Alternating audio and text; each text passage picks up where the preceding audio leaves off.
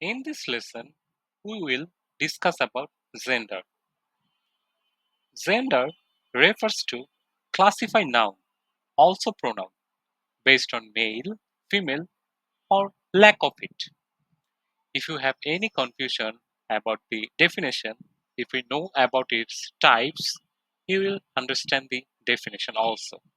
Let's see. It has generally four types. Two types is masculine and feminine. If something has its masculine version, then it also have its feminine version. Let's see. Man, masculine and feminine is woman, boy, girl, father, mother, lion, lioness. Now we'll talk about common gender. It is used as male or female version or both, like teacher, child, student, friend, neighbor, etc. And final type is neuter.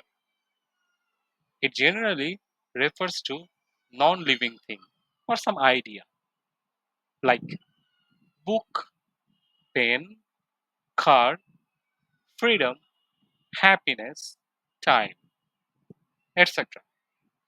That's all for today.